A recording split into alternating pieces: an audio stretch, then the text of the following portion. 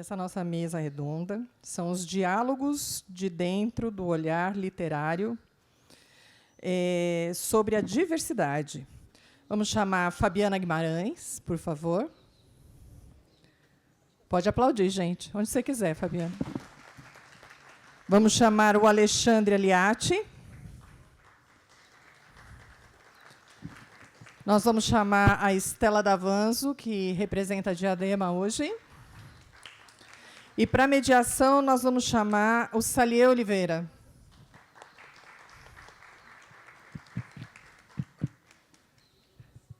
E, sem mais delongas, eu deixo com vocês a nossa mesa formada e o nosso debate literário. Olá, pessoal. Boa tarde.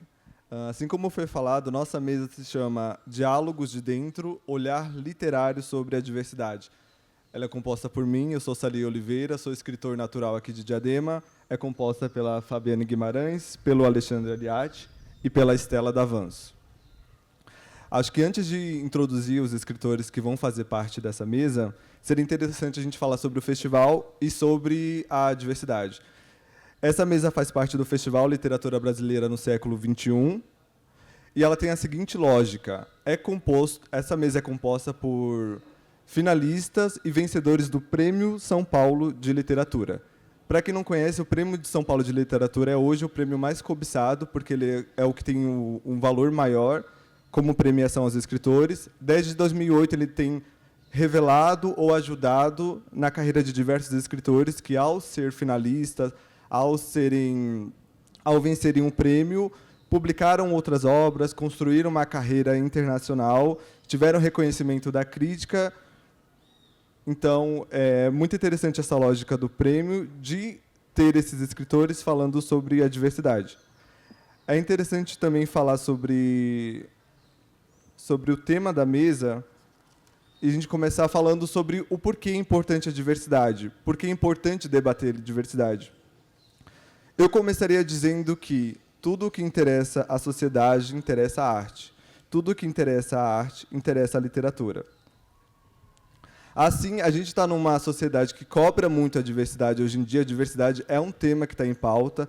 Dentro da literatura, dentro do fazer literário, a diversidade não está somente na temática, somente nos protagonistas, mas a forma como a arte é construída, a forma como a arte é divulgada. A arte ainda se faz, a literatura, nos livros que são publicados, mas ela também se faz no TikTok.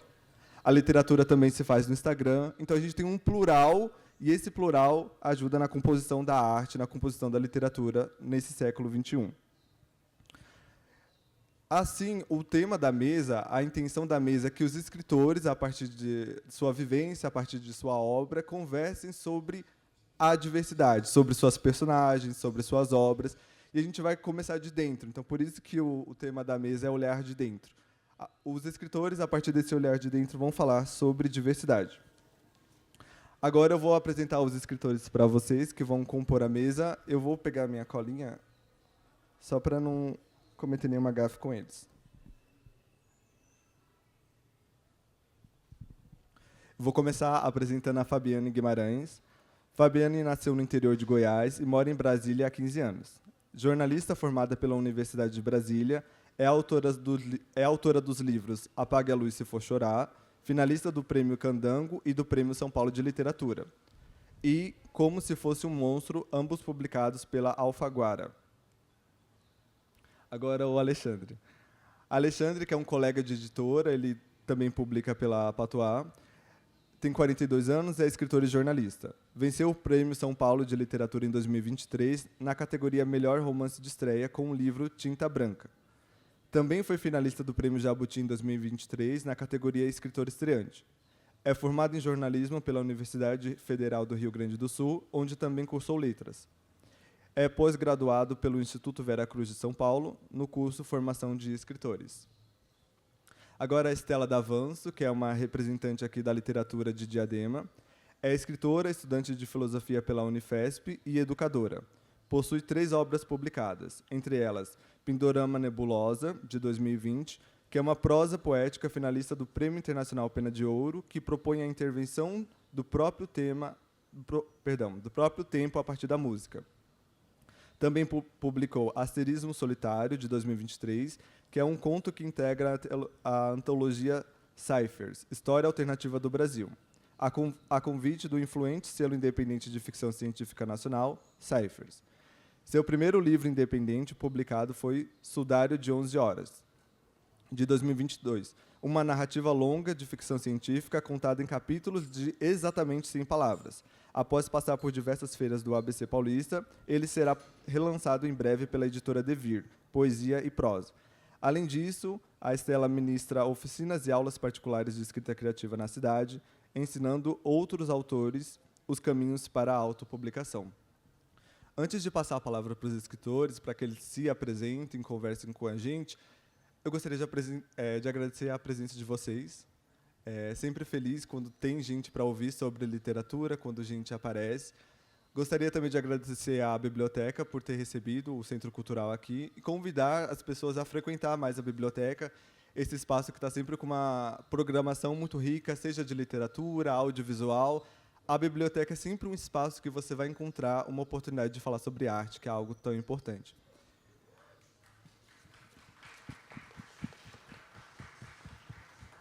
Agora a gente vai começar com a Fabiane. Se deixei passar alguma coisa da sua biografia, seria um momento de complementar, de repente apresentar os seus livros, enquanto eu mostro eles aqui. Por favor. Oi, gente. Tá ligado? Tá ligado. Queria agradecer aqui o convite por estar aqui. Vim de longe, vim lá do centro-oeste do país. Eu sou basicamente o que ele falou, tenho 33 anos, escrevo desde criança e recentemente me assumi como escritora definitivamente, então é isso que eu faço da minha vida, é isso que eu sou. Eu tenho esses 2 livros publicados, né, o Apague a Luz Se For Chorar e o Como Se Fosse um Monstro.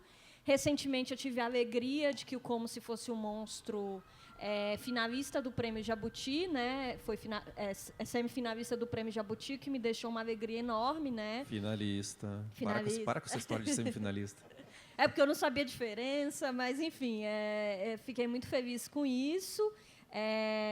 Eu sou uma autora que escreve do Cerrado, a partir do Cerrado, né? Então, eu escrevo sobre uma cultura que às vezes pode ser diferente para vocês que estão aqui, bem diferente, né? Mas eu tento apresentar o olhar da minha gente também, né? Que é o olhar sertanejo, o olhar de quem vive lá para o meio do país, né? E eu acho que essa é a principal característica da minha literatura, né? Que eu sou uma criatura do Cerrado, que estou aqui perdida e fazendo a minha literatura. Eu tive a grande alegria que meus 2 romances serão adaptados para o cinema, vão virar filme. Então, eu tenho a esperança de que, não só de continuar escrevendo e publicando, mas de que também a minha arte vá para o audiovisual e que seja transformada em cinema também, que é algo que eu quero muito que aconteça.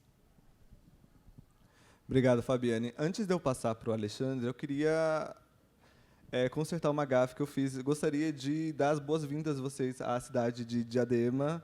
É muito bom ter escritores aqui com a gente sempre presentes. Agora, Alexandre, faltou alguma coisa na biografia? Não, a biografia tá perfeita. O Tinta Branca é meu primeiro e até agora único livro. Tive o privilégio de que ele tenha sido o vencedor do Prêmio São Paulo e ter estado entre os 10 finalistas ou semifinalistas do Jabuti. Um grande incentivo. E, de certa forma,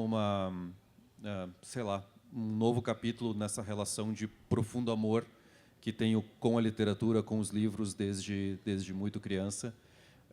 Estou também nesse processo que a Fabiane já enfrentou de me reconhecer como escritor e dedicar a vida a isso. E, certamente, a boa receptividade que o primeiro livro teve é um grande incentivo para isso. Morava aqui em São Paulo até menos de um ano atrás. Então é muito bom estar de volta, mesmo que não em São Paulo capital, mas aqui em Diadema. Atualmente eu moro em Porto Alegre, voltei para minha terrinha no começo desse ano e é muito bom estar de volta aqui. Obrigado, Alexandre. Agora, Estela, que é de Diadema. Inclusive, é bom falar sobre isso. A lógica dessa mesa é chamar os 2 escritores que foram finalistas desse Prêmio São Paulo de Literatura, mas também conversar com a cidade. E a Estela está aqui, muito bem representando nossa cidade de Diadema. Estela, faltou alguma coisa na sua biografia? O que você gostaria de falar para a gente? Bom, acho que, primeiramente, eu gostaria de agradecer, dar as boas-vindas também para os autores, agradecer a presença de todos aqui hoje. E, bom, o que eu posso falar para vocês é que Sudário de 11 Horas vai estar sendo relançado pela editora Devir Poesia e Prosa, como foi dito, provavelmente nos próximos meses já. Só para vocês entenderem, esse é um livro que foi fruto de um trabalho de pesquisa pessoal, de um sonho de publicação, também nesse processo que os colegas aqui citaram sobre se reconhecer como escritor.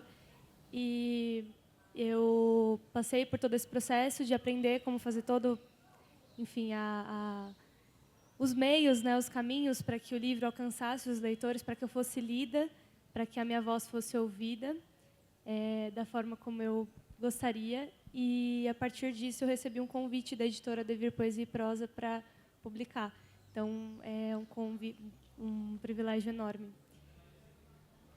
Obrigado, Estela. Agora a gente vai entrar no tema da mesa, a mesa sobre diversidade. E é interessante porque a escolha de cada pessoa aqui fala um pouco sobre a diversidade. Todos os livros aqui lidam com a diversidade de algum modo. Então, eu gostaria que os escritores agora falassem sobre esse tema da diversidade, a começar com a Fabiane.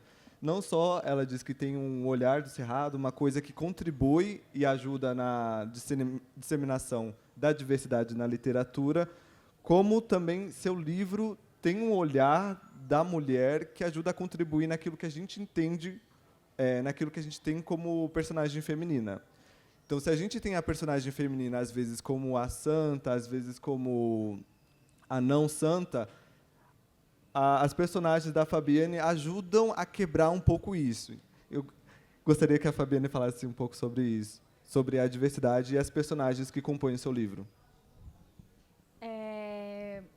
Então, eu acho que a partir da minha personagem mais recente, que é a do Como Se Fosse um Monstro, a Damiana, a minha personagem é uma barriga de aluguel. É uma mulher que ela é barriga de aluguel, ela comercializa seus bebês, né, ela vende seus bebês e ela em nenhum momento expressa desejo de ser mãe. E esse livro ele aborda muito essa questão da maternidade e da escolha da mulher, né? Tem um termo que eu detesto, que eu não gosto quando as pessoas utilizam, que é literatura feminina. Por que eu não gosto? Por que eu acho que literatura feita por mulheres é diferente? Porque a literatura feita por mulheres, eu não acredito que existe literatura feminina, porque a literatura feita por mulheres, na verdade, ela é literatura feita sobre a humanidade, né? Então, é como você falou, eu gosto que as minhas personagens elas tenham camadas, não só as mulheres como os homens, porque somos todos humanos, né? E eu quero que as minhas mulheres, as mulheres que eu escrevo, me pareçam humanas, né? Então, o livro se chama Como Se Fosse um Monstro, justamente porque, às vezes, uma mulher que não quer ser mãe, que nem é meu caso, porque, como vocês podem ver, eu estou grávida, e é a segunda vez, inclusive, estava grávida ano passado também, nem é meu caso, né? Eu quis ser mãe, escolhi esse caminho, mas muitas vezes as mulheres que não optam pela maternidade, elas são vistas um pouco como a egoísta, a fria, né? O monstro, né? E por que isso, né? Eu acho que o meu livro ele discute muito essa questão da diversidade do ponto de vista do poder da escolha da mulher, né? E é engraçado, porque isso não era discutido até muito recentemente, né? Então, me causa estranheza que esse tema ainda seja um tabu na nossa sociedade, porque, para mim, não é. Para mim, é completamente natural que as mulheres possam escolher o direito sobre ser mãe ou não, mas, para muitas pessoas, é. Então, esse foi o assunto que foi mais forte para mim recentemente, né, que foi o motivo pelo qual eu trabalhei esse romance, né? Mas, como eu mencionei anteriormente, eu sou uma autora que gosta de trazer a diversidade. Eu não faço isso intencionalmente, é só quem eu sou, né? Então, quando eu vou parar para escrever, eu não vou escrever uma tese sociológica sobre um assunto. Eu só escrevo sobre o que eu vejo, sobre o que eu enxergo. E como eu estou lá na minha terrinha, né? Eu moro no meio do mato, eu gosto de escrever sobre a cultura das pessoas que estão ali. E me soa estranho que as pessoas não conheçam a gente, né? Porque quando eu falo de Brasília, todo mundo acha que Brasília é só o Congresso Nacional.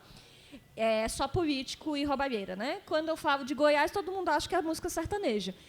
E tem muito mais do que isso, né? É toda uma cultura que o Brasil não conhece, né? Ontem eu estava conversando com a minha editora, eu fui almoçar, e aí eu falei para ela de piqui, né? Que piqui que é uma coisa da minha região, que é uma coisa, um dos meus alimentos favoritos. E ela não sabia nem o que era isso, né? Ela não sabia nem, sei lá, piqui, o que é isso, assim, sabe?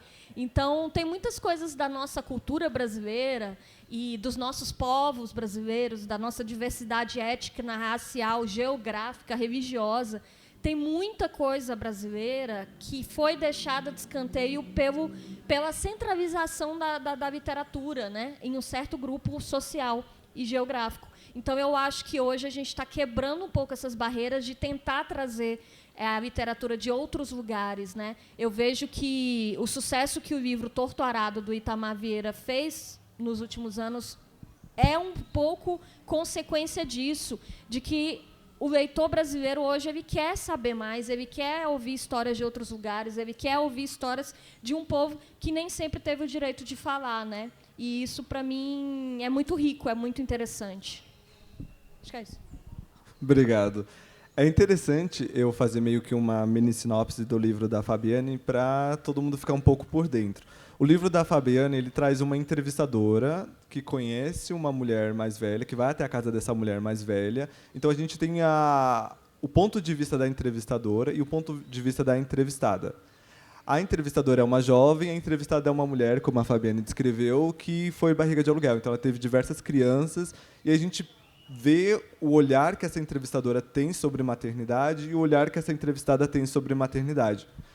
E é muito interessante e até muito bonito quando a gente começa a discorrer, começa a falar sobre diversidade, que a gente vê que é muito amplo. A diversidade também está na forma como você descreve suas personagens. Então, ao trazer uma mulher que lida com a maternidade de um modo diferente do qual a gente está acostumado, isso já é diversidade, isso já é contribuir para a conversa sobre diversidade. Enfim, agora, Alexandre, é interessante que a Fabiane comentou que a diversidade acaba sendo uma consequência do fazer literário dela, não é uma intenção. Acaba sendo, infelizmente, porque a gente não tem essa visão do Cerrado. Queria perguntar para o Alexandre como ele compôs a obra, como ele vê esse tema, e se a diversidade para ele foi um ponto de partida ou um ponto de chegada. Cheguei aqui, ou não, essa era a minha intenção, queria falar sobre uma história diversa. É engraçado, eu estava falando sobre isso com a Fabiane mais cedo hoje no café da manhã. A base da minha família vem de uma cidade chamada Garibaldi, na Serra Gaúcha, uma cidade, sei lá, de menos de 100 mil habitantes, não é muito pequena, mas também não é uma cidade grande, e formada essencialmente por colonos italianos que foram lá, receberam lotes de terra e foram lá colonizar aquela terra naquele primeiro momento da colonização italiana no Sul, segundo momento da colonização italiana no Brasil. Então, é uma cidade essencialmente de descendentes de colonos italianos e uma cidade essencialmente branca, ou era, até alguns anos atrás, essencialmente branca. Um dia eu estava lá, andando de carro com a minha família pelo centro da cidade, e, em dado momento, o carro freou. Não era eu que estava dirigindo, era alguma tia minha que estava dirigindo. Eu não lembro se numa faixa de pedestres ou se num semáforo, mas o carro parou. E eu vi que na frente do carro passou um menino, devia ter uns 18 anos, 20 anos talvez, um menino negro. E algo nos traços dele, talvez no jeito de ele se vestir, mas acho que especialmente o tom de pele dele, me levantou a hipótese de que não era um negro brasileiro, de que ele era um imigrante. E eu perguntei para as pessoas que estavam no carro comigo se Garibaldi estava recebendo imigrantes de algum outro país naquele momento. E as minhas tias ali me explicaram que aquele menino era haitiano, que a cidade estava recebendo haitianos.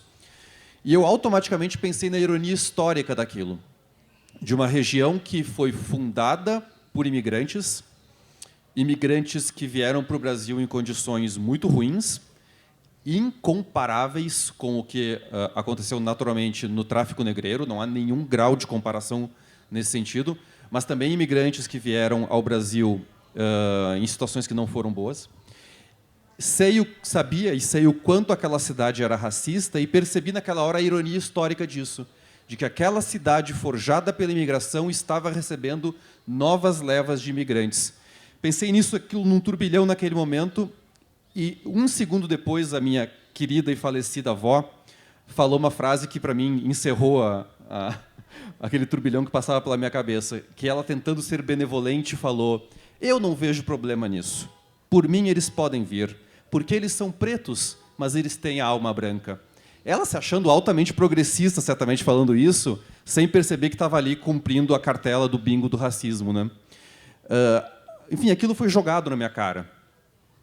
E dali surgiu a semente do que viria a ser o Tinta Branca. Aquilo ficou na minha cabeça, especialmente a ironia histórica desse ciclo de imigrações e da violência sofrida por esses novos imigrantes.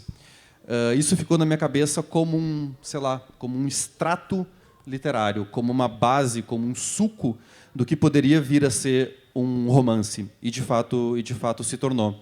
Conto essa história para dizer que a diversidade não foi um ponto de partida. Eu não tinha a diversidade como um tema e pensei, preciso achar um livro sobre isso.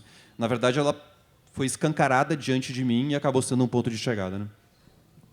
Tá certo, Alexandre, obrigado por compartilhar a história.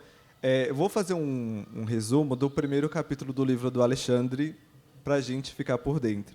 O Tinta Branca, ele conta a história de um homem haitiano que está vivendo em uma cidade do interior. É uma cidade que está pouco acostumada a ter pessoas com as características físicas dele. Até que um celular é roubado na cidade, e aí, através de uma fake news, espalham que esse haitiano teria pego esse celular. Ele fica apavorado, como todos nós ficaríamos nessa situação, e decide deixar a cidade. Só que os moradores impedem que ele saia, amarram ele em um poste e derramam tinta branca nele. Que dá para pensar sobre isso até com a capa. A capa lembra um pouco disso. E esse é apenas o primeiro capítulo da história. Então, obrigado, Alexandre, por compartilhar a história. Agora a gente vai conversar com a Estela. E tem uma coisa que a Estela contribui bastante aqui ao debate, na questão da diversidade, é que a diversidade na literatura hoje também é diversa no modo como se publica. E a Estela tem uma experiência na autopublicação, ela pode falar sobre isso com a gente. E eu queria que a Estela, então, discorresse não só sobre esse tema da mesa, que é a diversidade, como a diversidade no mundo da autopublicação. Hoje, a gente não tem mais o modo de publicar apenas tradicional, mas a autopublicação, enfim. Bom, para quem não sabe exatamente o que é autopublicação, é muito importante a gente entender o que é, principalmente num evento como esse e falando de literatura contemporânea. A autopublicação é quando o autor, ou a autora, vai construir os meios, estudar os meios, analisar os meios de possibilitar que ele mesmo publique a sua obra sem a intervenção de uma editora. Então, a ideia, e falando aqui da minha própria experiência, é que eu aprendi a como diagramar, editar um livro, fazer uma diagramação simples, né? Ou seja, preparar o livro para ser impresso, para acessar as pessoas em outros espaços virtuais também. Como aprendi também como eu apresento uma imagem legal para que eu faça uma capa que converse com o público minimamente dentro das possibilidades que eu tinha. E, para além disso, tem toda uma questão, quando a gente fala de número de páginas, material, tudo isso é um custo, principalmente se você é uma autora, como eu, que ganhava menos de um salário mínimo e queria publicar. Eu tinha começado a trabalhar, eu queria publicar um livro, eu sempre escrevi, e a forma como eu achei de publicar aos meus 19 anos foi começando a entender como funciona esse processo. Deu muito certo, e a autopublicação ela não funciona como uma coisa solitária, é uma coisa de comunidade. Por isso que hoje eu ministro oficinas na cidade de literatura e novas tecnologias, porque eu entendo isso como algo essencial. E quando eu publiquei esse livro, eu tive o apoio e a ajuda e eu vou falar até um acolhimento de outros colegas escritores que leram minha obra e me disseram, inclusive, o que melhorar, como fazer. E esses ambientes me proporcionaram me entender mais e mais como escritora, né? Tem uma coisa que a Fabiane começou a falar sobre a literatura feminina, né? E eu vou falar uma coisa que é muito comum de acontecer quando a gente fala assim: eu sou escritora. Principalmente se você é quando você é uma mulher e você fala, eu sou escritora. As pessoas deduzem automaticamente, né, boa parte delas é uma ideia que se tem de literatura feita por mulheres, que nós somos apenas poetas, ou, pior ainda, como é chamado, poetisas. Eu escrevo ficção científica. Isso é uma frase que, a primeiro momento, pode parecer que não tem tanto peso, mas tem. Porque eu sou uma mulher que nasceu, foi criada no ABC Paulista, filha de professora, filha de operário, e eu escrevo ficção científica. Eu escrevo sobre uma ciência que nem sempre ela é feita para que eu seja afetada por ela, mas que eu não interfira nela. É uma ciência que, muitas vezes, ela chega a nós, aqui, né, não com o encantamento que o meu pai, como um homem um homem interessado pela ciência, trouxe para mim, que a ciência ela está ao meu alcance. A minha família, a família da minha mãe como mulher negra, tinha essa visão, né? É até engraçado que, quando eu comecei a escrever ficção científica, ela tinha um afastamento de acessar a ciência, não como aquela coisa que chega a você para você aprender sobre o que os brancos benevolentes estão cedendo de conhecimento, mas como um instrumento da sua exploração, para você aprender, através das suas mãos, através da sua mente. A ficção, sendo um gênero, né, a ficção especulativa, sendo um gênero que especula sobre o futuro, a ficção científica vai especular como a ciência pode funcionar para além do que está sendo produzido hoje. Então, para mim, faz muito sentido, e é muito legal trazer essas duas questões juntas, porque a ficção científica e a autopublicação, para mim, estão relacionadas. Porque, para mim, foi o meu aprendizado, eu me instruí através do conhecimento que eu tive o privilégio de ter, por conta da minha trajetória, do meu contexto familiar, mas que hoje eu rodei, como foi dito, né, eu rodei por muitas feiras do ABC para também mostrar a ficção científica, como autoras como Octavia Butler, né, a grande dama da ficção científica, que era uma mulher negra, disse que escrever esse gênero é dominar uma espécie de poder.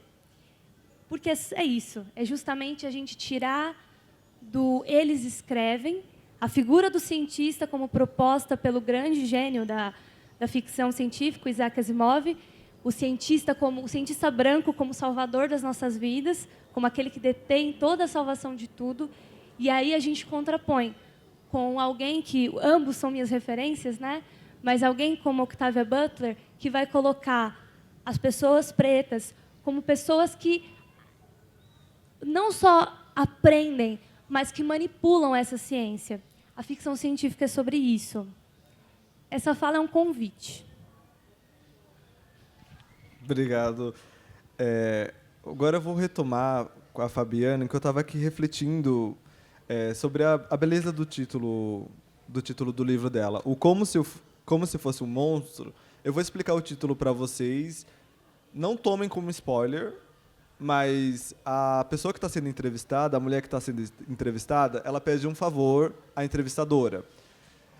E o favor que ela pede é o seguinte: quando você for contar a história da minha vida, eu gostaria que você não me colocasse nesse papel de monstro. Então, conta a minha história, mas não como se eu fosse um monstro. Então, vem daqui o título do livro.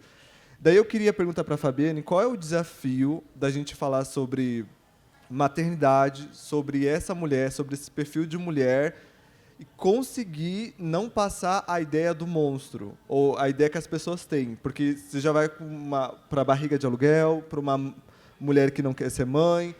Como você consegue alcançar isso de conseguir contar essas histórias sem que elas sejam esse monstro? E qual é a importância da gente contar a história das mulheres sem que a gente vá para esse lugar do monstro? Por favor.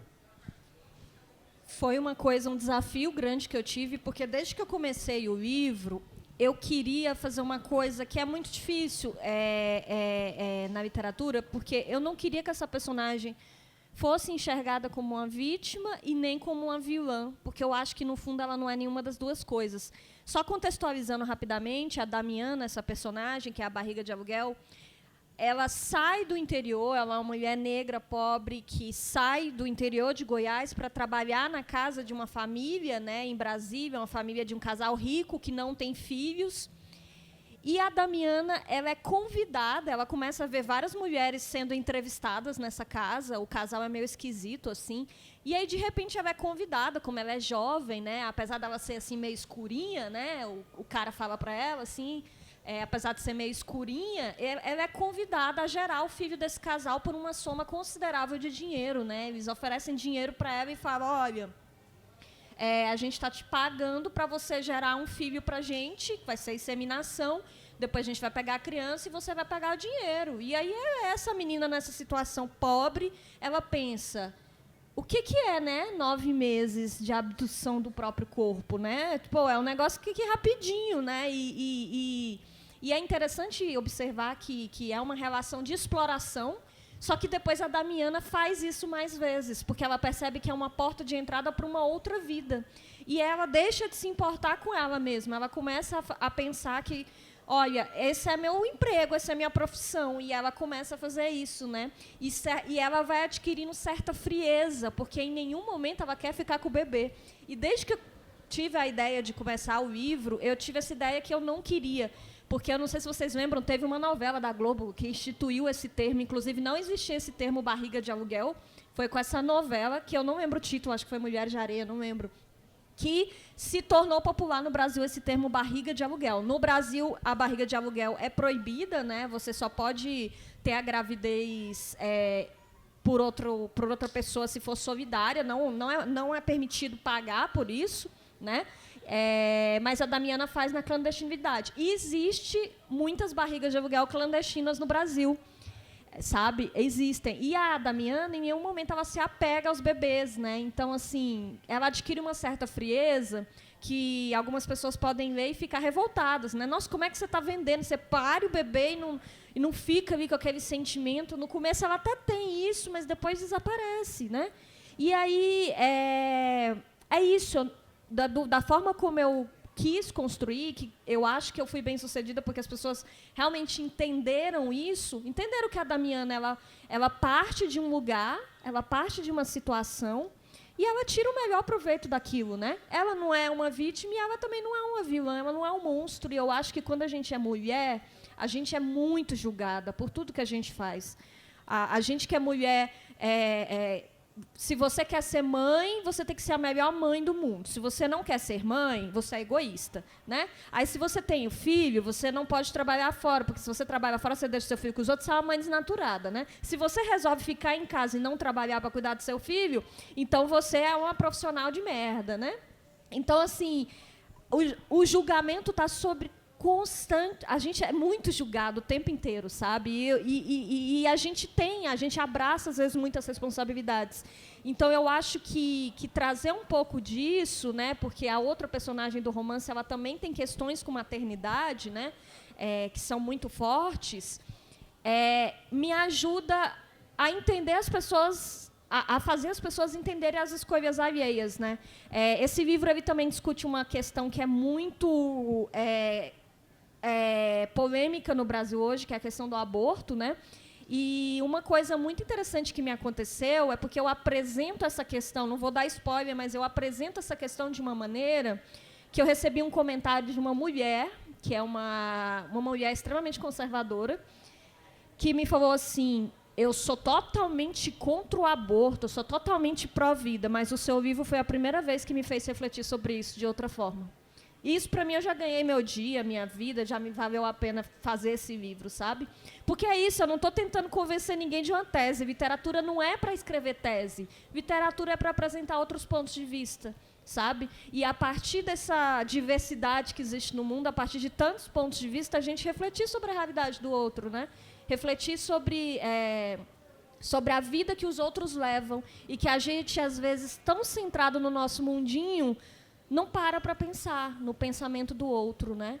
Então, eu sou favorável, inclusive, sobre escrever sobre os monstros, né? Sobre escrever sobre essas pessoas que a gente enxerga como monstruosas, porque se a gente não humanizar elas, como é que a gente vai saber o que virou? Como é que essa pessoa virou aquilo ali, sabe? Então, eu gosto muito de explorar essa humanidade, porque eu acho que, no fim das contas, é todo mundo muito humano, né?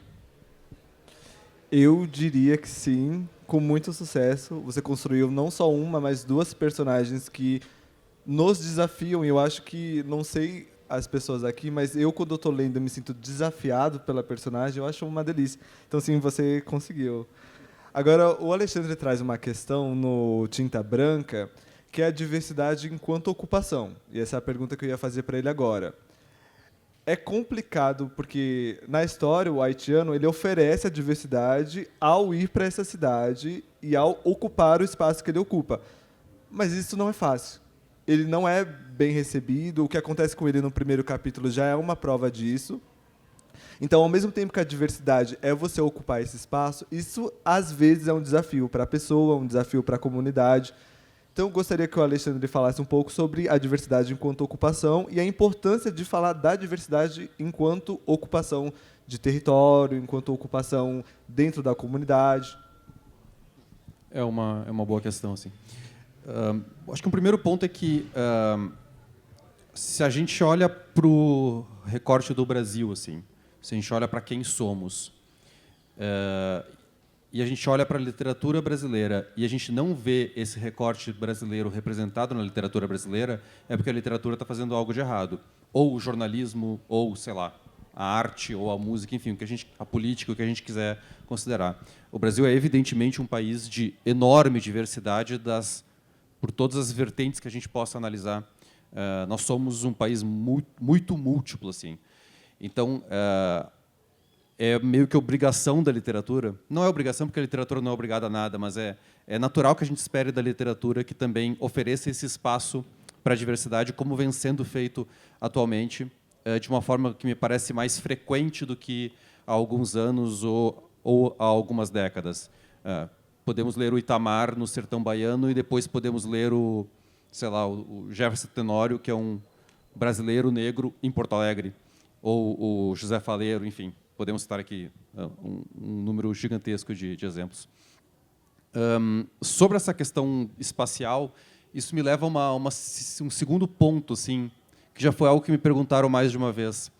O livro se passa em uma cidade imaginária, mas que poderia ser qualquer cidade pequena da Serra Gaúcha, assim.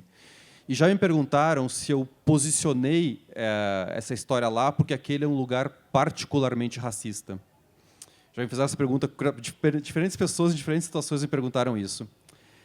E eu costumo responder da seguinte forma: quando eu morava no Rio de Janeiro, eu morava no Flamengo, na rua ao lado da minha, amarraram um menino negro ao poste com uma trava de bicicleta. Foi no Rio de Janeiro, na Barra da Tijuca, um ponto turístico do Rio de Janeiro, em que um imigrante congolês foi espancado até a morte. Então, seria muito confortável dizer que, sim, eu coloquei essa história lá porque é lá que está o racismo, vamos limar o racismo de lá e poderemos todos dormir em paz. Seria mais fácil, seria mais confortável, mas não é assim. Ele está em todo lugar, ele está na zona turística do Rio de Janeiro, ele está no interior do Rio Grande do Sul, eu garanto para vocês que está. Ele estava na casa da minha família, no interior, na Serra Gaúcha, garanto que estava. Mas ele está em todo lugar, assim. Então, eu acho que a colocação dessa diversidade em espaços onde ela não costuma estar presente é um desafio que não se restringe a esses espaços. Eu acho que esse desafio se restringe a Salvador, sabe? Eu acho que se restringe até a favela no Rio de Janeiro, sabe? Eu acho que ela se restringe a pontos claramente, ou tipicamente, ou quase, sei lá, de forma quase um clichê da presença negra, assim. Eu acho que é um desafio que não tem limites assim geográficos, sabe? Tá basicamente em todo lugar. Não sei se eu respondi exatamente a tua pergunta, mas eu comecei a devanear aqui. Obrigado, Alexandre. Acho interessante essa questão da diversidade, e eu sempre conto essa história. Eu comecei a estudar, eu sou formado na USP, né, Universidade de São Paulo. Eu entrei em 2018, que foi o primeiro ano das cotas, e aí havia e a USP, assim, para quem não sabe, é extremamente preconceituosa, mas ela é muito ardilosa na forma como ela faz como o preconceito é praticado lá dentro. E daí um debate que havia pelos corredores, que havia na internet agora que as cotas existem, como vai estar o ensino na USP? O ensino vai decair? O nível, as notas dos alunos vão decair? O que vai acontecer com esses alunos? E daí eu estava vivendo esse 2018, assim, e aí o que vai acontecer? Sabendo que era uma fala extremamente preconceituosa, beleza, passou-se um ano e foram avaliar o que tinha acontecido. Não só os alunos cotistas tinham conseguido acompanhar os alunos não cotistas, como eles elevaram as notas gerais. Então, é muito bonito isso, porque a ocupação, a diversidade, ok, a USP agora é diversa, mas como é que isso vai ser tratado lá dentro? Como é que essas pessoas vão ser tratadas lá dentro? Vão ser tratadas como desconfiança, que é a história que eu trouxe. Então, é isso que tem um pouco no Tinta Branca. Não é só o diverso de, vamos colocar essas pessoas aqui, mas como essas pessoas vão ser tratadas por nós. Enfim, obrigado, Alexandre. Para a Estela agora, eu queria falar sobre diversidade enquanto gênero narrativo. A Estela escreve dentro da ficção científica, ela já falou sobre a preocupação da mulher enquanto escritora na ficção científica, mas eu queria falar agora sobre a ficção de gênero, que sofre muito preconceito. E aí, aproveitando que a gente mencionou o Jabuti mais cedo, o Jabuti faz uma coisa engraçada. O Jabuti é um prêmio literário brasileiro, é o prêmio mais prestigiado, por conta do... Enfim, é um prêmio que a Clarice Lispector já ganhou, enfim, esse tipo de coisa. Só que ele tem o seguinte, ele tem uma categoria que se chama romance de entretenimento e uma categoria que se chama romance literário. E no romance de entretenimento, geralmente estão os livros de ficção de gênero. Então, um livro de terror, um livro de fantasia, ele concorre nessa ficção de gênero, e não no... depende do autor, da editora aqui, mas geralmente é isso.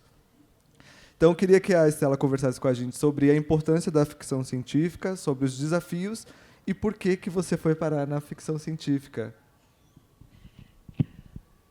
Eu estava conversando com vocês um pouco antes da gente entrar aqui, que eu vou começar falando sobre essa questão de como que eu caí aqui. Gente, olha em volta, é inevitável. Se você veio do Serraria, pessoa de Diadema, você passou por galpões, você passou por fábricas. Se você veio do Piraporinha, não vou nem falar que você passou por mais ainda. Se você veio de todos os bairros, pelo menos esses bairros aqui que estão mais próximos, você passou por fábricas, você passou por galpões, você passou por esse grande cenário que foi o cenário com que eu cresci. Para mim, foi o gênero que mais se encaixava na minha realidade. O meu pai é metalúrgico, portanto, eu sempre tive a experiência de ouvir relatos sobre o cotidiano da fábrica, sobre o operário, sobre essa pessoa que, enfim, que tem essa experiência, né? E os amigos da família também. Então, eu acredito que quando eu me deparei com um gênero que, como eu disse, né, ele trazia a tecnologia e a técnica para um espaço de manipulação de ideias, fez muito sentido, porque era exatamente eu manipular as ideias daquelas coisas que já estavam ao meu redor. E tem uma coisa que eu costumo falar muito para as pessoas, aqui no nosso território é que, para mim, não faz sentido até que no ABC a gente não tenha mais escritores de ficção científica. Porque, e para mim, o que explica é justamente, como eu falei mais cedo, é a gente aprender a se apropriar de um gênero que está trabalhando com conceitos muito interessantes, que tem a ver com as coisas que, justamente os instrumentos de poder de quem domina o mundo, né? Das grandes empresas de tecnologia, daqueles que fabricam as coisas enfim, fabricam as coisas que a gente vai usar para fazer, por exemplo, um evento como esse ser possível, fazer o hospital funcionar, fazer a nossa, sei lá, o carro funcionar. Então, a gente trabalhar com esse tipo de ideia, para mim, é fundamental. Eu cresci num lar que também, né, se lia, assistia muito ficção científica, se especulava muito sobre ficção científica, porque era próprio, né, do meu pai e da minha família a gente questionar, né? Ele trazia uma peça para arrumar em casa e a gente conversava sobre aquilo. E isso já é, digamos assim,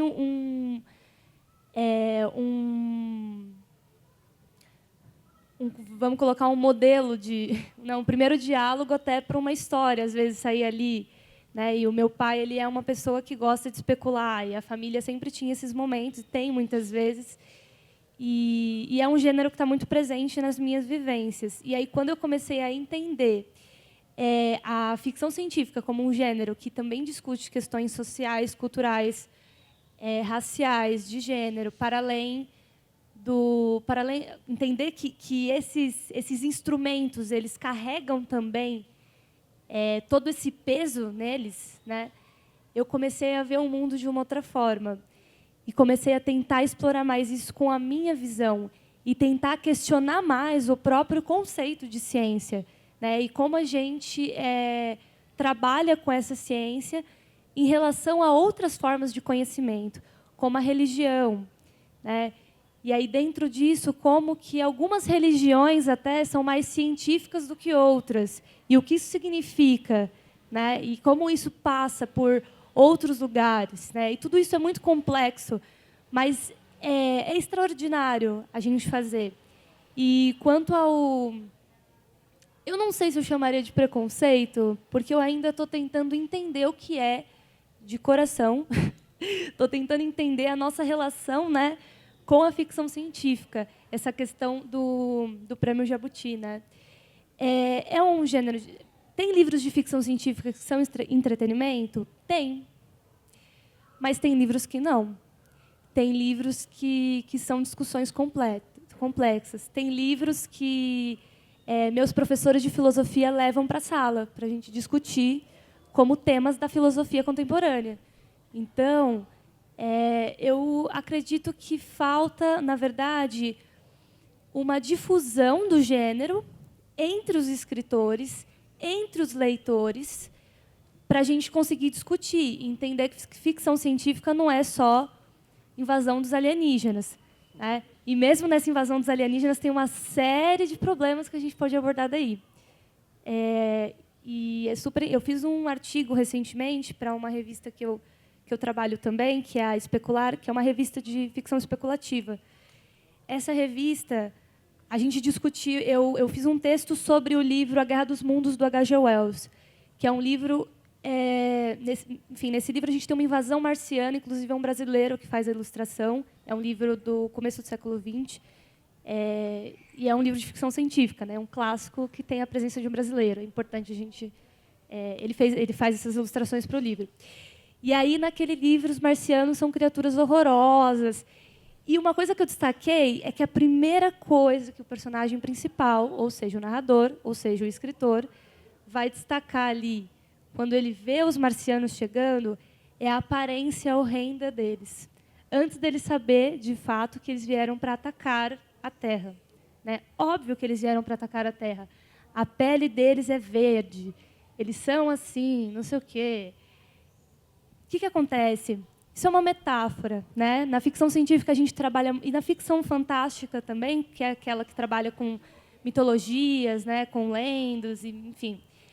a gente trabalha muito com metáforas.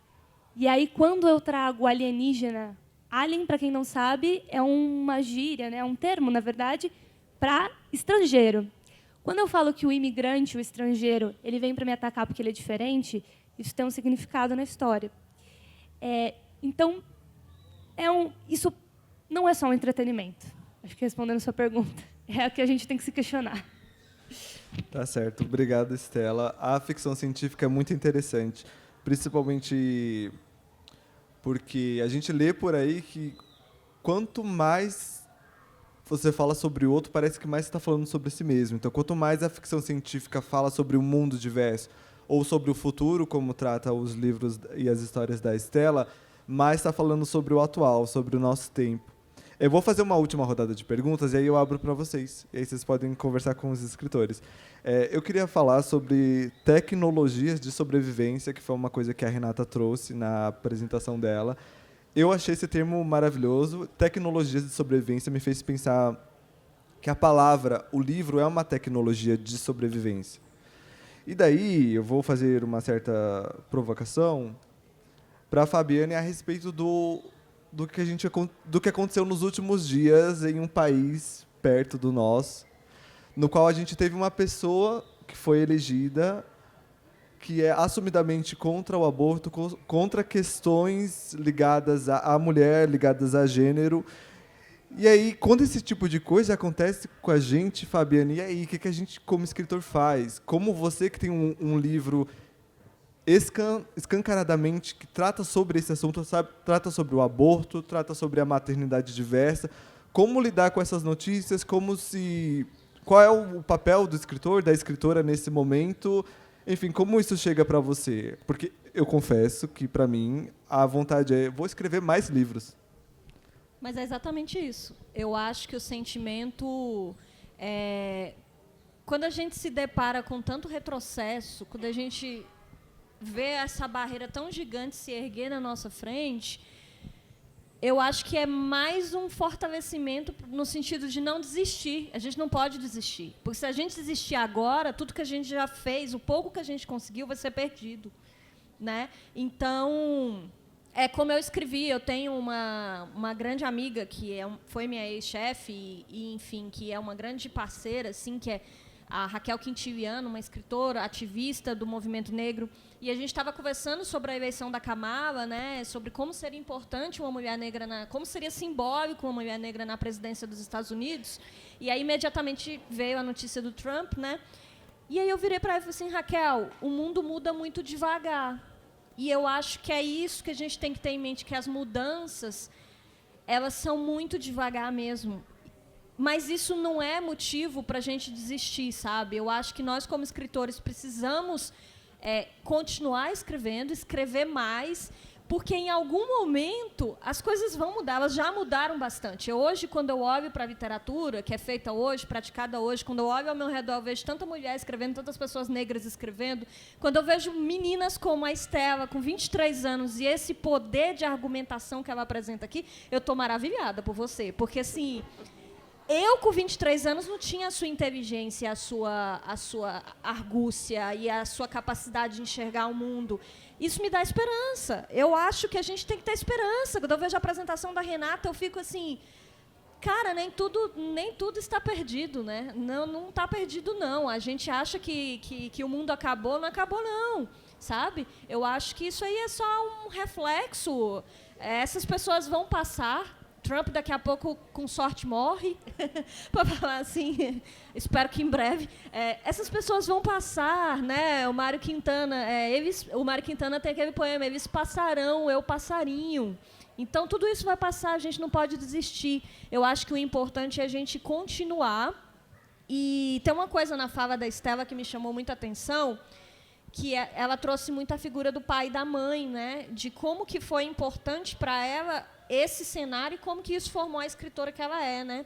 Eu achei isso muito interessante, porque quando eu olho para minha família e penso que hoje eu sou uma mulher que é escritora, que vive disso, que enfim, viaja para falar sobre a literatura e se posiciona assim, e aí eu lembro que nenhum dos meus avós aprendeu a ler e escrever. Meus 4 avós eram analfabetos. E aí eu lembro que meu pai e minha mãe não terminaram o ensino fundamental. E aí eu vejo como hoje é muito poderoso o fato de eu escrever e de eu assumir, de eu usar essa tecnologia de sobrevivência, que no meu caso é a literatura, né? Então, olha como mudou de uma geração para outra, né? A minha avó tem um WhatsApp, mas como ela não sabe ler, ela manda áudio, né? E a gente se comunica com ela com áudio, né? E ela tem uma neta escritora. Olha como isso é incrível, né? Então, nosso país, a gente tem que ter em mente que existem camadas imensas de desigualdade entre uma geração e outra, mas, com sorte, a próxima geração vai ser muito melhor. Eu estou vendo a da Estela aqui, eu já estou vendo que o negócio, o bicho vai pegar, né? Eu já estou vendo que é como a galera fala, que a nova geração está vindo forte, e é nisso que eu confio. Porque a Raquel, voltando aqui para a minha amiga que eu estava falando, eu falei, Raquel, o mundo muda muito devagar. E a Raquel, que é uma mulher que está aí há muitos anos lutando e tal, ela falou assim, agora as suas meninas vão ter que resolver isso, porque eu tenho uma menina de 1 ano e estou grávida de outra. E eu tenho certeza que as minhas meninas vão... Porque eu estou criando elas para isso, né? Eu estou criando elas para fabricar esse mundo melhor. Nossa, fiquei até emocionado agora, porque por várias razões. Primeiro, que a Fabiane adiantou a pergunta que eu ia fazer para o Alexandre. Segundo, porque eu sou de uma família em que está descobrindo a escrita. Quando eu tenho um microfone na mão, eu já falei isso aqui no Centro Cultural, então quem estava presente vai me ouvir repetindo. A língua portuguesa destruiu todos os sonhos da minha família. Então, um dos sonhos que minha mãe gostaria de realizar é tirar uma carteira de motorista, e ela não passa na prova porque ela é semi-analfabeta. A gente também conversa por áudio de WhatsApp. E, ao mesmo tempo, a língua portuguesa me ajudou a me formar na Universidade de São Paulo, me ajudou a publicar meus livros, me ajudou a alcançar lugares como essa mesa em que eu estou agora. Então, muito interessante, muito importante. E aí a pergunta que eu ia fazer é sobre essa geração, e agora eu sou a geração que escreve. Fabiane é a geração que escreve, Estela também. Daí eu penso que há um interesse nessa geração, é uma coisa que eu percebo conversando com as pessoas, em resgatar o passado. Agora que eu escrevo, por que não escrever o passado da minha família? Por que não contar a história da minha mãe, a história do meu pai? Por que não falar sobre isso? E aí, quando a gente começa a fazer isso, a gente percebe uma coisa. Não só o presente é diverso, mas o passado também foi diverso. A diversidade sempre existiu, e a gente tem que fazer esse resgate. Então, a minha pergunta para o Alexandre é: qual a importância que você vê em resgatar o passado, se você percebeu isso? Porque as personagens da Alexandre, o protagonista da história dele, ele começa a descobrir coisas sobre o passado da família dele. Minha família não era bem assim, minha família fez isso, minha família fez aquilo. E isso que ocorre com o haitiano é o ponto de partida para ele começar a descobrir o passado dessas pessoas. Então, eu queria que o Alexandre falasse para a gente sobre a importância de redescobrir o passado e a diversidade que já estava lá no passado. O Brasil não é muito bom nisso, né? A gente faz o Museu do Amanhã no lugar onde chegavam os escravos e não faz o Museu da Escravidão, né?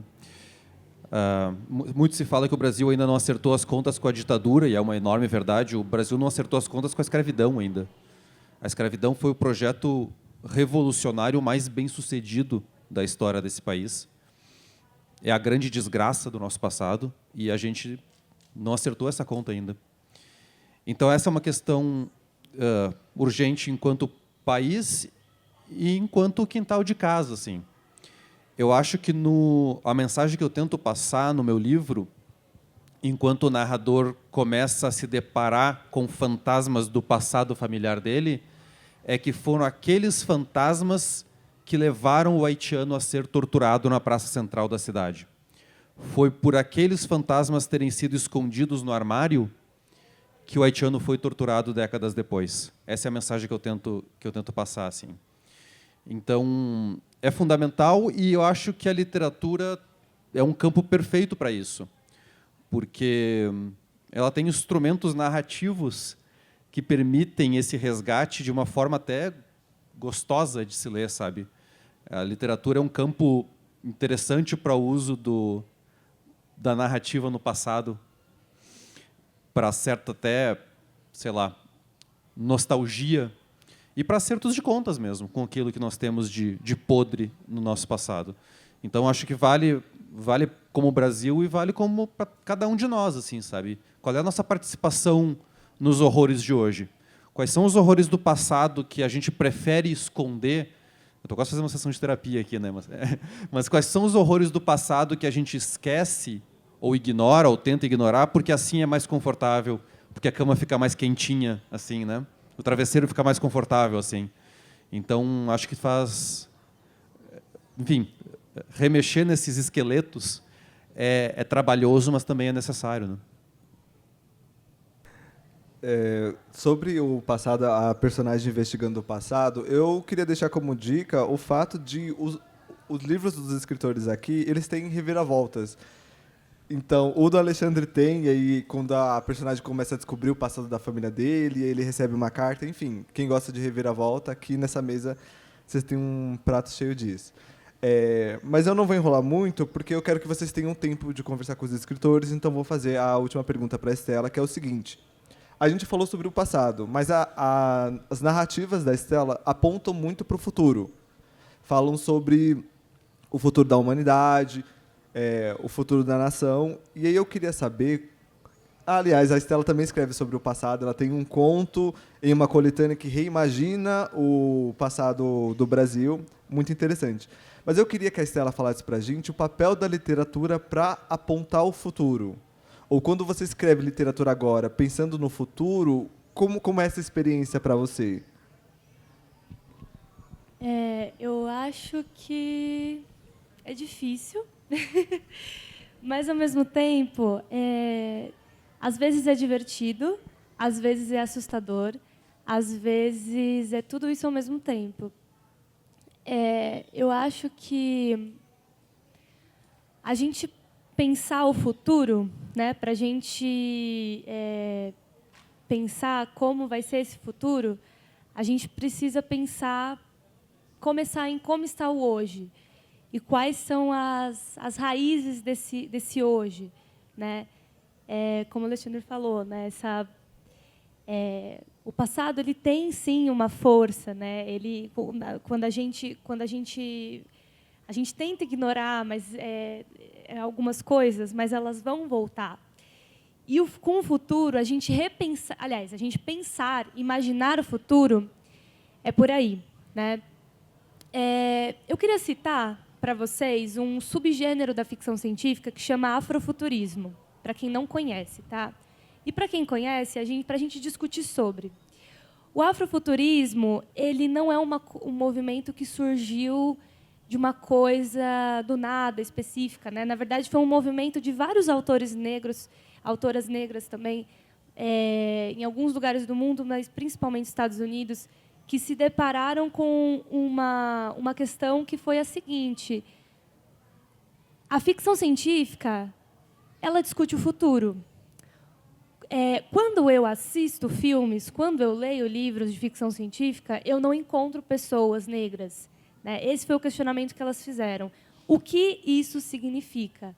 O que significa eu não encontrar pessoas negras, pessoas, enfim, pessoas de povos tradicionais em filmes de ficção científica? O que significa eu pensar uma cidade futurística em que eu não tenho religiões, em que eu não tenho um terreiro, em que eu não tenho um espaço voltado para manifestações religiosas de outros povos? O que isso significa? Isso significa apagamento. Então, o afrofuturismo começa a pensar aí.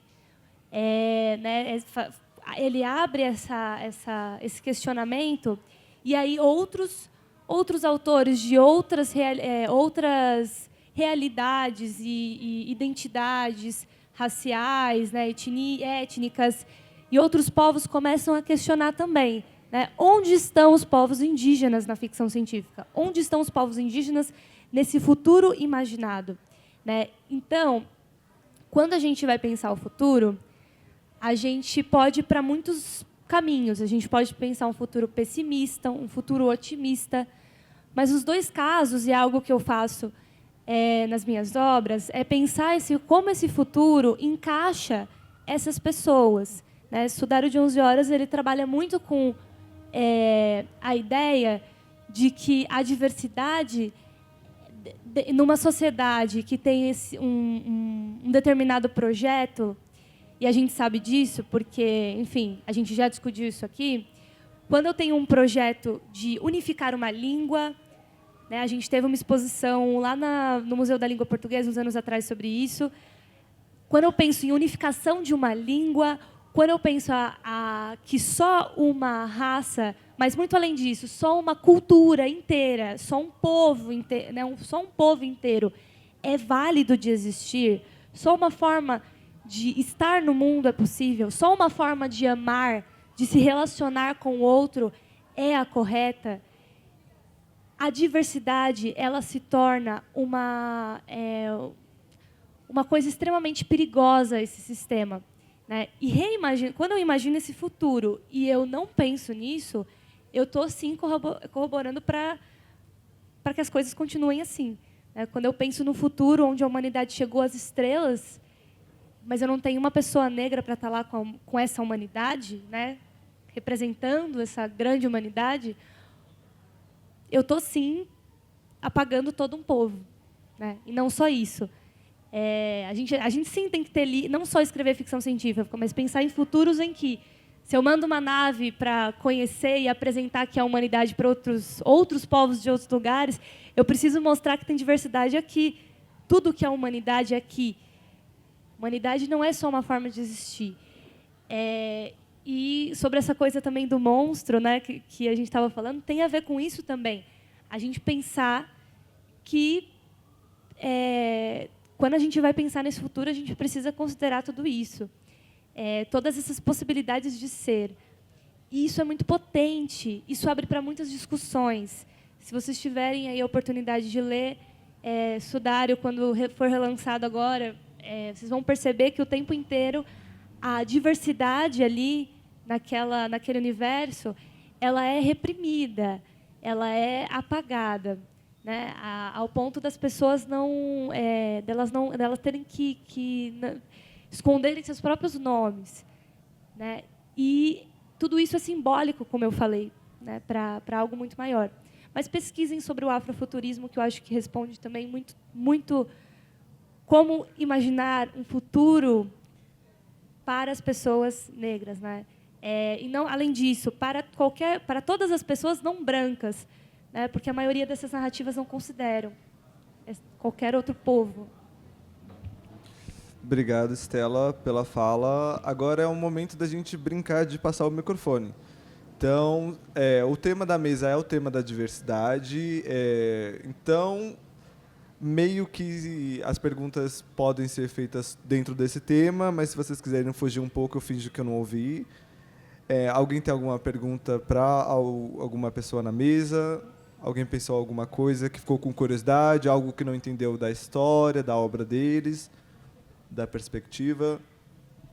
Não precisem ter vergonha, viu, gente? Normalmente as pessoas ficam um pouco com vergonha. A gente não morre.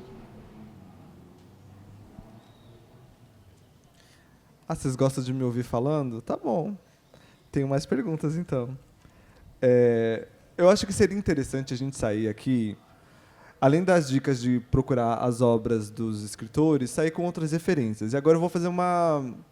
É meio difícil perguntar isso assim na lata, porque a gente tem que pensar um pouco. Então eu vou começar comigo. Qual é a nossa referência de diversidade?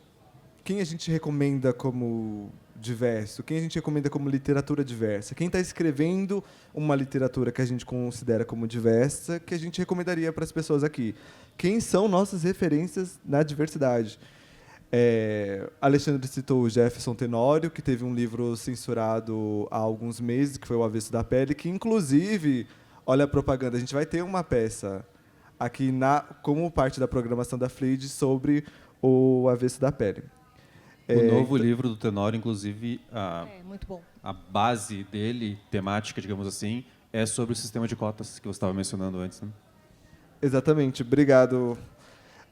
Então, Jefferson Tenório é um dos meus elementos, Machado de Assis é outro. E aí, o Machado de Assis tem um pouco de você redescobrir o passado da pessoa, que é uma coisa que a gente estava falando agora.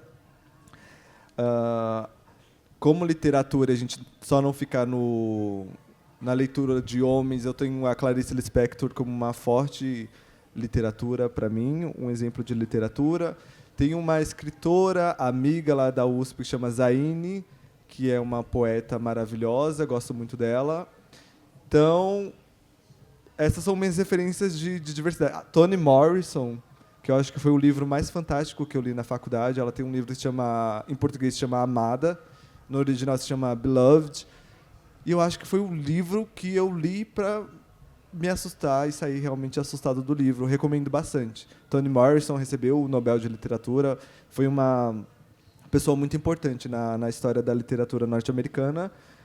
Acho que agora já dei tempo de vocês pensarem. Então a gente começa com a Fabiane. Fabiane, quem são suas referências na diversidade? Deixa eu fazer uma perguntinha rápida. Vocês conseguem indicar algum escritor ou escritora que seja deficiente? Porque quando a gente fala de diversidade, a gente tem que lembrar que os deficientes são deixados de lado mais que qualquer outra etnia. Carlos Eduardo Pereira. Um escritor cadeirante, negro, e é um dos melhores escritores brasileiros da atualidade. Perdão, é Carlos... Autor de Agora, Agora e de... Oh, meu Deus, como é que é o nome do primeiro livro dele? Eu não vou lembrar. Minha memória é péssima para títulos de livros. Mas o mais recente se chama Agora, Agora. É um excelente escritor, excelente. Beleza, Fabiane, a gente pode começar com você, então. Suas referências de diversidade. Bom, eu queria começar indicando uma autora do DF, né, de onde eu sou, de Brasília, a Pauline Tort.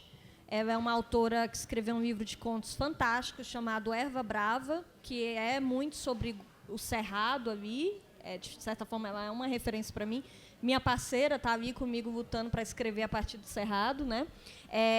Eu gosto muito da Maria José Silveira, que acabou de ficar em terceiro lugar no prêmio Biblioteca Nacional, com um livro chamado Farejador de Águas. A Maria José Silveira, ela é uma senhorinha. Eu conheci ela pessoalmente, eu fiquei assim, gente, ela é tão frágil. Eu tive essa impressão que ela tem o cabelo bem branquinho. Não sei ao certo quantos anos ela tem, mas ela tem muita história. Ela é uma escritora que ela mora em São Paulo hoje, mas ela é goiana como eu. Então, quando ela me conheceu, ela falou, oh, que bom ver outra conterrânea. E foi uma escritora que eu só conheci depois que eu já era escritora. E que hoje é uma referência, que eu leio muita coisa dela hoje, né? E eu vejo como é importante ela existir para eu existir, né? Então, a Maria José Silveira, como uma mulher goiana que escreve, ela é uma grande referência, além de ser uma pessoa incrível. E eu acho que a Ana Maria Gonçalves e o seu Defeito de Cor... Eu estava até falando para o Alexandre, eu acho que é o livro mais importante desse século, assim. Então, eu acho que Um Defeito de Cor é impecável, é um livro maravilhoso. Muitas pessoas têm resistência porque o livro é dessa grossura, aí elas ficam, meu Deus, eu vou ler um livro desse tamanho, não. Mas quando você começa a ler, você se perde ali, de repente você já leu tudo e é incrível. E eu tenho uma história com Um Defeito de Cor que é incrível também, porque eu sofri uma espécie de violência obstétrica quando eu fui ter a minha primeira filha, que eu estava grávida, e a minha obstetra, que estava fazendo o meu pré-natal, queria muito que eu fizesse uma cesárea, e ela começou a me pressionar por isso, e em determinado momento essa médica me falou que eu estava colocando a vida da minha filha em risco por tentar um parto natural. Para você ver como é difícil ser mulher no Brasil, né? Porque ela queria, de qualquer forma, que eu marcasse uma cesariana. E eu saí da maternidade tremendo, chorando, e fui imediatamente para outra médica que me indicaram. E assim que essa outra médica me recebeu, ela falou, eu vi que você é escritora, que legal, eu amo ler. Agora estou lendo Um Defeito de Cor. Aí eu falei, essa mulher vai ser minha médica. É claro que ela vai ser minha médica, assim, porque Um Defeito de Cor foi assim, o livro que ela estava lendo, estava até lá na mesa dela, ela, estou lendo Um Defeito de Cor. Eu falei, essa aí que tem que fazer meu parto. Essa mulher que eu vou confiar a minha vida nesse momento tão maravilhoso de uma mulher. E, enfim, só para dizer isso, que esse livro, para mim, é muito importante. Tá certo, obrigado, Alexandre. Mesma pergunta, o Alexandre já indicou, na verdade, alguns escritores para a gente. Você quer complementar sobre suas referências? Você citou o Itamar, né, mais cedo. Uma das minhas escritoras preferidas da vida, assim, é uma britânica negra chamada Zadie Smith. Acho uma das grandes escritoras do mundo hoje. Eu gosto muito do José Faleiro, aí pensando em uma diversidade mais espacial, assim, porque ele escreve sobre periferia em Porto Alegre. Não apenas sobre isso, mas periferia em Porto Alegre, e ele escreve maravilhosamente bem, é um cracaço escrevendo assim. Mas eu acho que quando a gente fala em diversidade em literatura hoje no Brasil, a gente tem que falar necessariamente sobre a quantidade impressionante, assombrosa, devastadora de mulheres escrevendo muito, muito, muito bem no Brasil. É um troço impressionante. A gente estava falando sobre isso hoje. A gente conversou bastante sobre literatura, a Fabiana e eu hoje. A gente está falando sobre isso hoje, que dá para citar 50 nomes de grandes escritoras mulheres hoje, dominando completamente a cena no Brasil. A gente tem homens escrevendo muito bem, mas a quantidade de mulheres escrevendo grandes livros é um negócio muito impressionante. E que bom, que ótimo. Então, acho que esse debate hoje passa muito por isso, assim, por um espaço que finalmente foi conquistado depois de ter sido confiscado de muitas mulheres durante tanto e tanto tempo, assim, né? É realmente bem impressionante. Algumas das, enfim, os melhores livros que eu li nos últimos anos foram escritos por mulheres. E também o público leitor, maioria hoje no Brasil é mulher. Então, quando a gente vai olhar as estatísticas, as mulheres leem mais, compram mais livros, estão mais nesses espaços, né? Impressionante. Vou aproveitar, então, para fazer um convite às pessoas presentes. A gente tem um clube de leitura Leia Mulheres aqui de Diadema. Nosso encontro, inclusive, é daqui a pouco. Esse mês a gente está lendo Carolina Maria de Jesus, que é homenageada aqui da nossa FLID. A gente está lendo Casa de Alvenaria, ou a primeira parte. E isso está muito presente no nosso clube, porque eu participo e, às vezes, eu sou o único homem presente. E aí as meninas...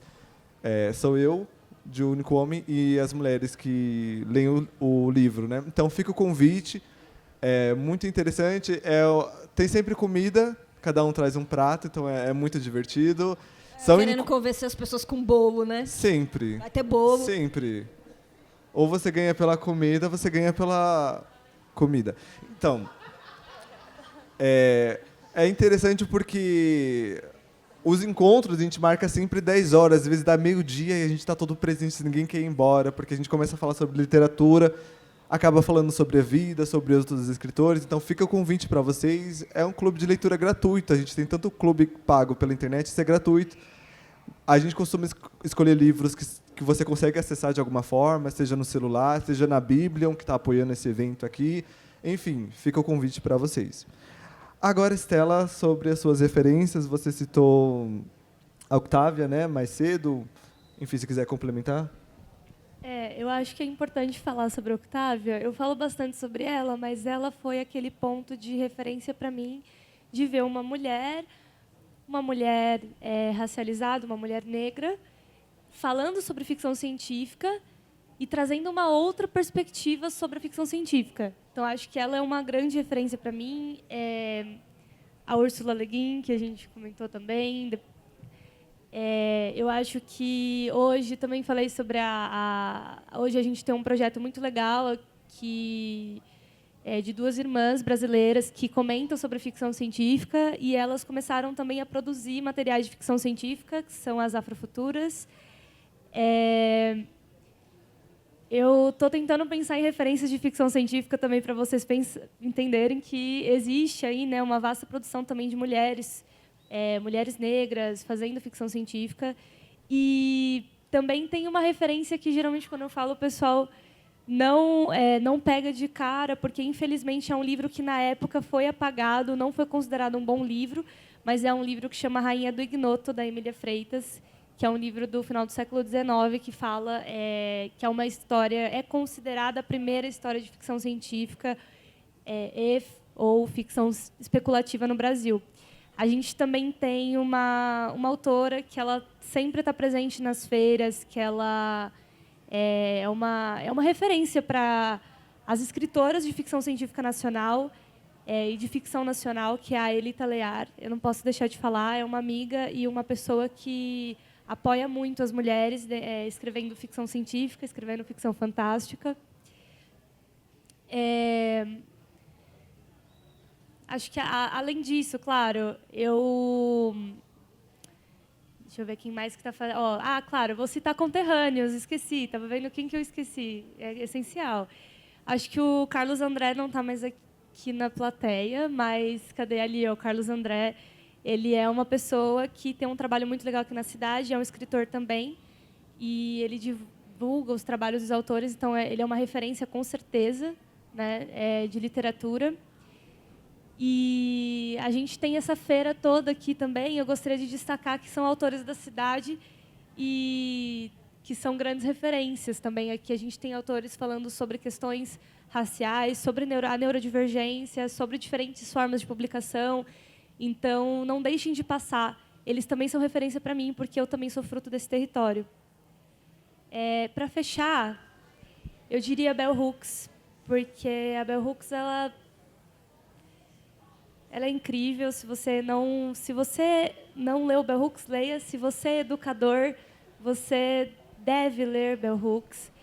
Ela é uma filósofa, professora, né, que fala bastante sobre ela tem outros escritos de filosofia sobre outros temas, mas a obra dela se encaixa na educação, né, principalmente falando sobre educação. E principalmente falando de educação das pessoas sobre as questões de raça, sobre as questões étnicas. Então, ela traz toda essa discussão acontecendo, ela analisa seus alunos, né, na sua época ali, ela entre as décadas de 70, 60, por ali, acho que é 70, gente, perdão. Assim como o Alexandre é péssimo com nomes de livros, eu sou péssimo com datas. E a ideia, assim, que ela analisa seus alunos e desenvolve maneiras de discutir assuntos delicados, e principalmente ela dá aulas de literatura de mulheres, literatura de mulheres negras, né? Inclusive ela tem textos sobre a Octávia. Então é muito legal para guiar as discussões, né? Acho que são algumas referências assim bem legais. E eu acho que algumas dessas referências tem lá na biblioteca. Então, se você gostaria de conhecer mais, nós estamos aqui na frente de uma biblioteca que funciona, né, a semana inteira. Você pode acessar esses livros também, alguns que a gente citou. Obrigado, Estela. Agora está na parte de despedida.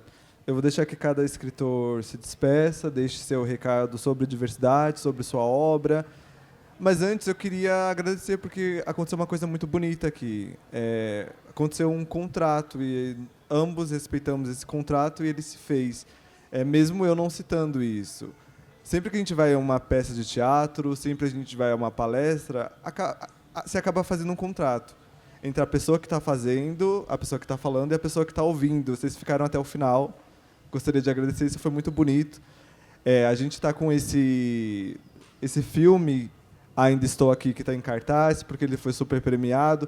E eu estava comentando mais cedo que é muito bonito esse movimento de vamos todos ao cinema que talvez a gente pare no Oscar, vamos todos ao cinema porque esse filme está sendo premiado lá fora, mas que é muito bonito, inclusive vou tentar ver esse final de semana, mas e os outros eventos? E o seu amigo, o escritor que também é premiado? E seu amigo escritor que também está publicando? E esse evento aqui na FLID? Então, obrigado por comparecerem. Essa conversa só existe porque tem pessoas falando e pessoas ouvindo. Então, muito obrigado pela presença. Gostaria de agradecer a curadoria do evento, que foi feita pelo Marcos Kirst. Gostaria de agradecer a coordenação geral, que foi feita pela Beatriz Sagard, que conversou comigo por e-mail durante dias e semanas e me acompanhou. Gostaria de agradecer a produtora local, que é a Sônia Regina, que está aqui do lado. Em especial, particularmente, eu gostaria de agradecer a Ruimar. A Ruimar está por aqui? Não, tudo bem. Fica o meu agradecimento pela... Tá bom. Pela Ruimar, pela biblioteca que nos recebeu mais uma vez. Agradecer aos escritores que gentilmente responderam, se comprometeram com o tema e responderam tão gentilmente, tão completamente as minhas perguntas. Foi muito legal. Essa 1h30 meio que voou. Então, obrigado aos escritores. Eu vou passar para a Fabiana. A gente vai seguir a mesma ordem que a gente estava fazendo para a despedida. Obrigado, Fabiana, Alexandre, Estela. Foi um prazer dividir essa mesa com vocês.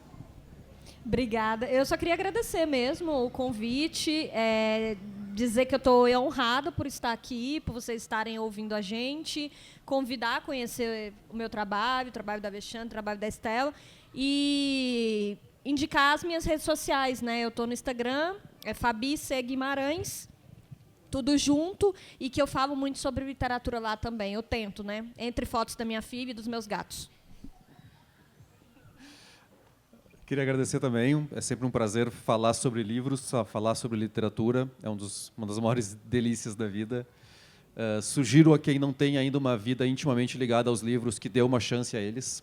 É um caminho em que se só tem a ganhar, sem dúvida alguma.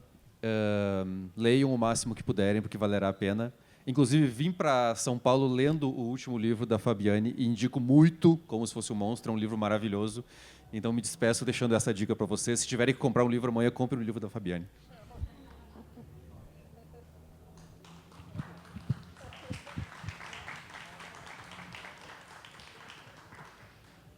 Então, vou finalizar agradecendo a presença de todo mundo que está aqui, principalmente porque é muito gratificante você ser abraçado pela sua terra dessa forma, né? E eu sou abraçada por Diadema de uma forma que eu acho que eu não sei se em outro lugar, em outro contexto, as pessoas são abraçadas dessa forma.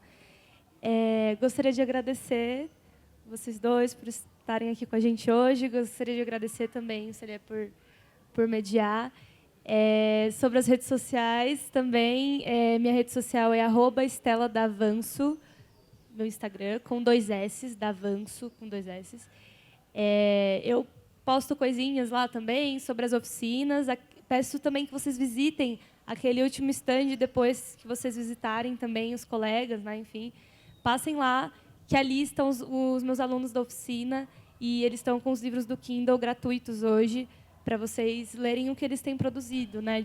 Lá tem contos, crônicas, ensaios, poesias, tá bem bacana. E peço que vocês também sigam as redes sociais da editora Devir Poesia e Prosa, que em breve meu livro vai estar saindo por lá. Eu estou muito animada e eu gostaria que vocês fizessem parte disso comigo. E, claro, leia mulheres negras, leia ficção científica e escrevam. Assim, eu vou completar o convite do Alexandre para dar uma chance para os livros e dar uma chance para escrever. É muito gratificante, é incrível. Você descobre um universo dentro de você mesmo.